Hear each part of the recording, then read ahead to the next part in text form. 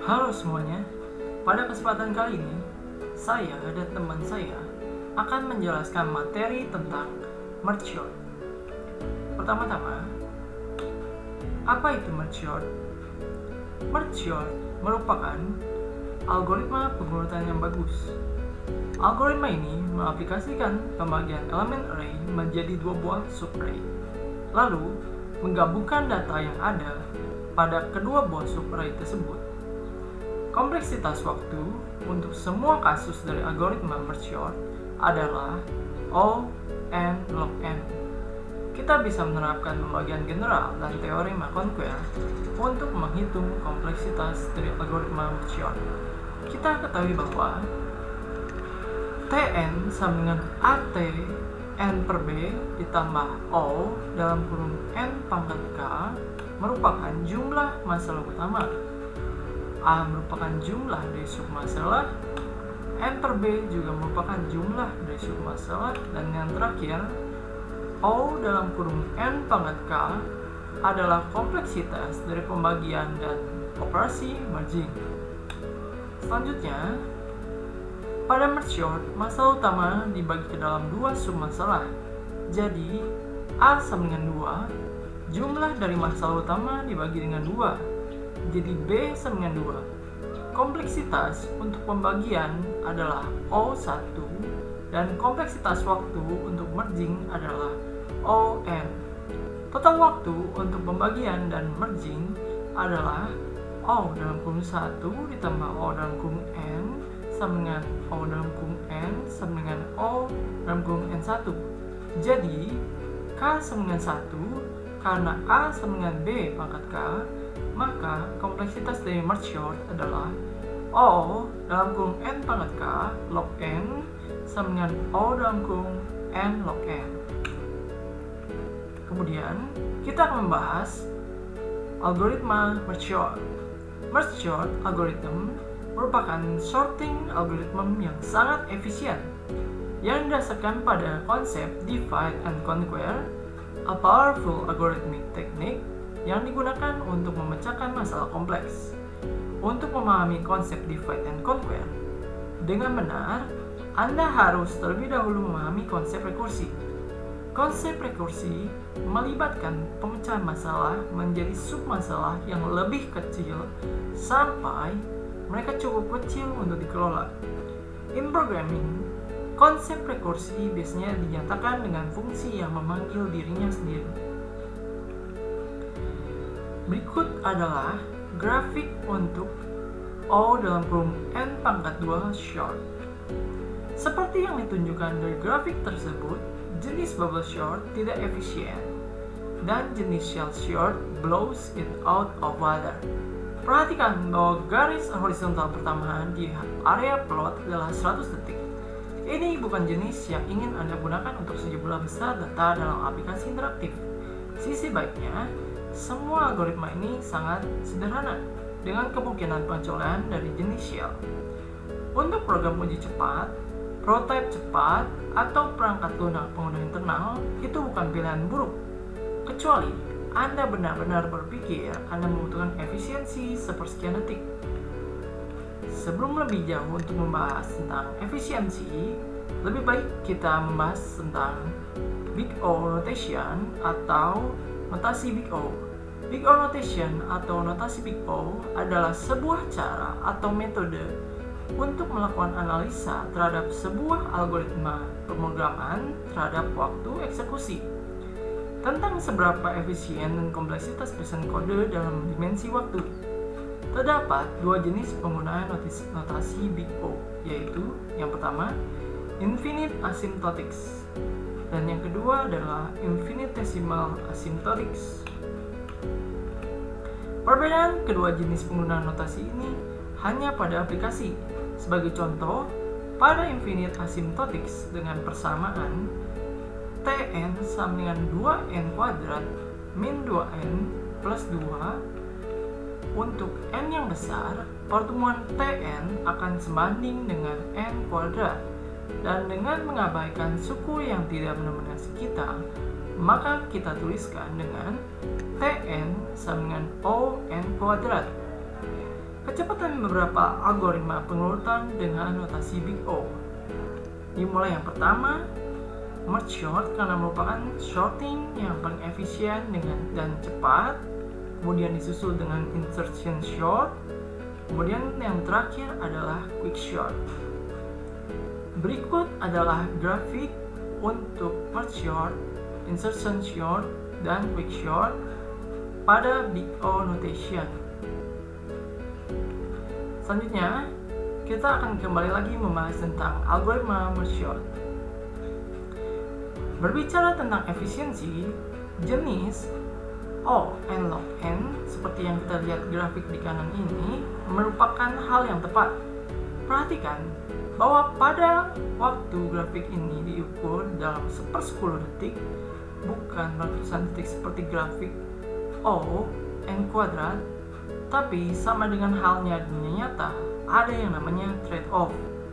Algoritma ini sangat cepat, tetapi kecepatan itu harus dibayar dengan kerumitan, rekursi, struktur data lanjutan, banyak larik. Algoritma ini banyak menggunakan hal-hal buruk tersebut. Pada akhirnya, yang penting adalah memilih algoritma pengurutan yang menurut Anda sesuai untuk tugas Anda. Berikutnya, untuk cara kerja algoritma dan coding merge sort akan dijelaskan oleh teman saya. Sekarang kita akan melihat cara kerja algoritma dari merge sort atau pengurutan sorting gabungan ya. Nah, jadi pertama list akan dibagi dua. Batasnya adalah panjang list dibagi dua secara bulat.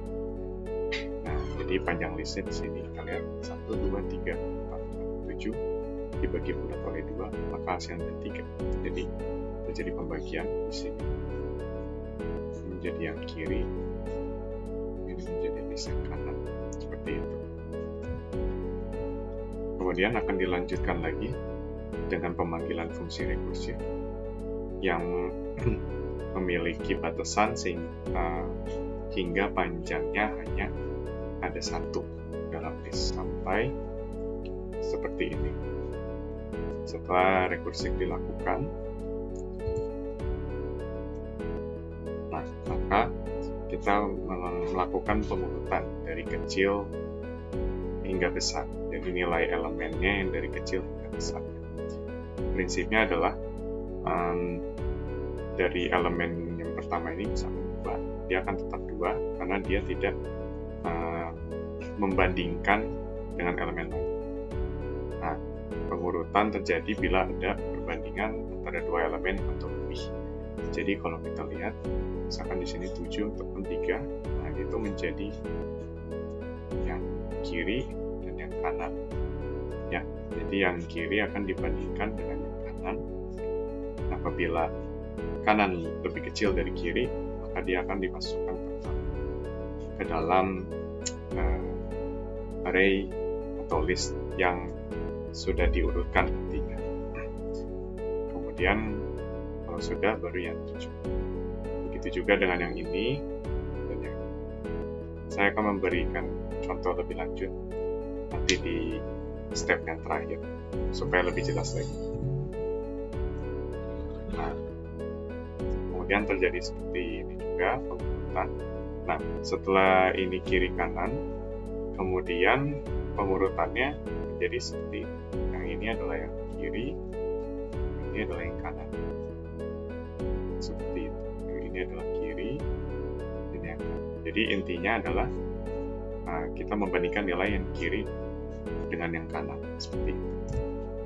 Nah, alhasil di akhir ini menjadi yang kiri, yang ini adalah kanan, kita bandingkan. Jadi yang indeks pertama pada list kiri dengan indeks pertama pada list kanan. Apabila 2 lebih kecil dari 3, dia akan masuk ke sini. Maka ini maju indeksnya, jadi list kiri dengan nilai 3 dibandingkan dengan 3. Jika begitu, ya sama saja, bisa juga masuk 3 di sini. Kemudian 7 dibandingkan dengan 3, otomatis 3 yang masuk sini. ke sini. Berarti. Kemudian 7 dibandingkan dengan 3 masuk ke sini.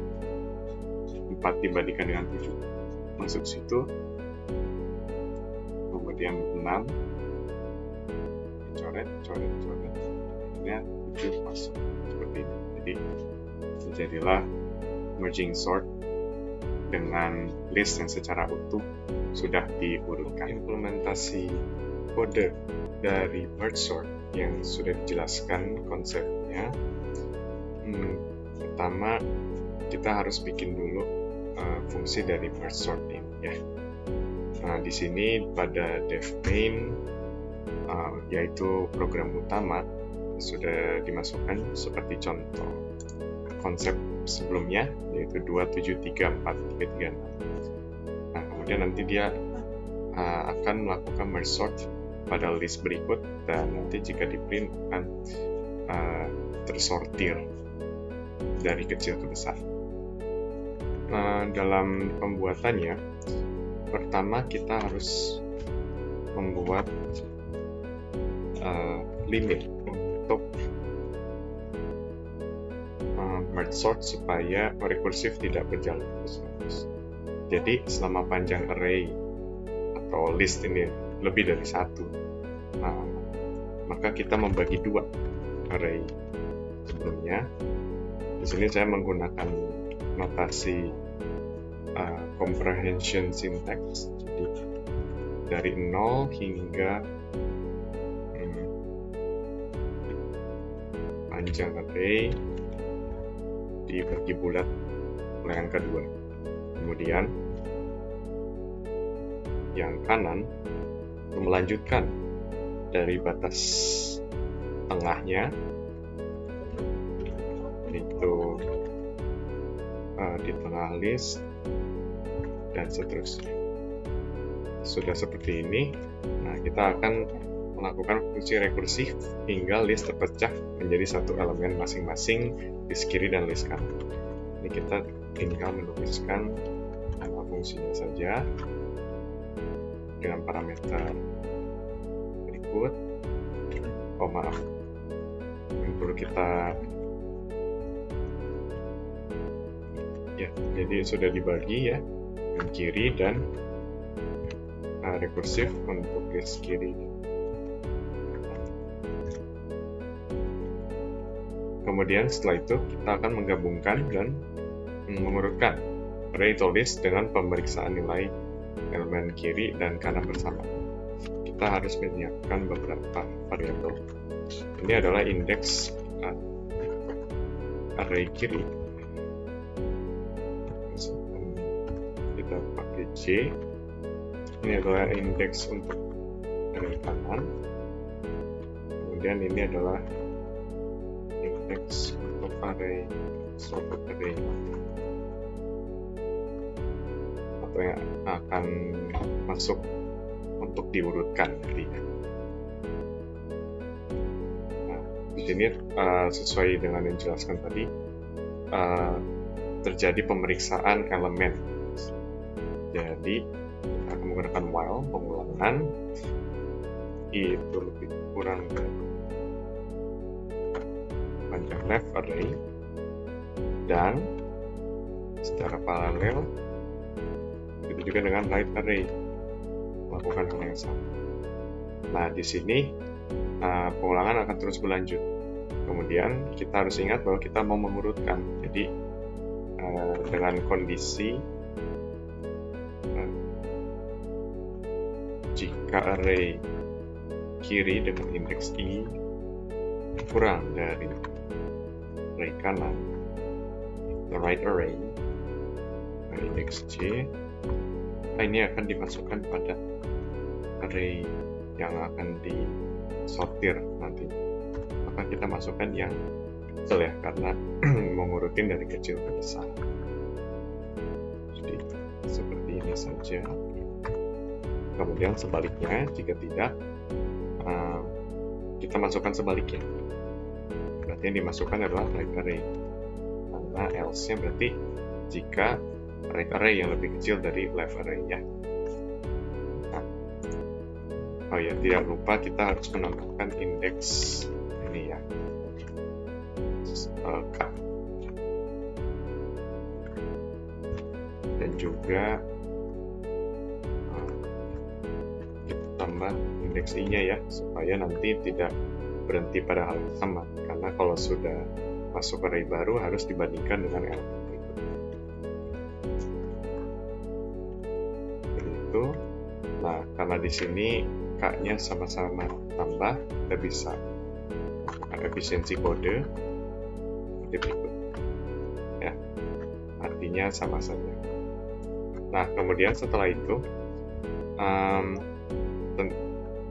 kita juga perlu memasukkan elemen yang tersisa dari kiri maupun kanan ya, dari list kiri ataupun kanan. Apabila salah satu dari list kiri ataupun kanan sudah habis diperiksa, sehingga pemeriksaan nilai elemen dan proses insert itu berhenti dilakukan. Jadi bisa saja yang elemen kiri sudah habis diperiksa semua, tapi sedangkan yang di kanan masih ada sisanya. Nah, itu bagaimana cara? Ataupun sebaliknya. Jadi ini ya, berarti kita harus cek misalkan dari left array dulu sama. Nah, kita langsung masukin aja left array-nya ke array K gitu ya. Oke. Kemudian tidak lupa kita menambahkan indeks. Begitu juga kalau misalkan ya, list kanan yang masih, list atau array kanan yang masih tersisa, kita lakukan hal yang sama. Dimasukkan oleh right array. Nah, di sini kita harus hati-hati, jangan sampai salah indeks ya. Pastikan sudah sesuai. Kemudian sesuai dengan array ini, ini sedikit kesalahan.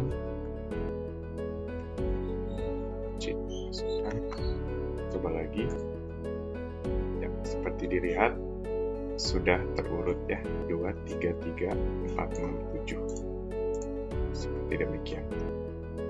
Sekian video tentang merge sort kali ini, semoga bermanfaat. Semangat belajar dan terima kasih.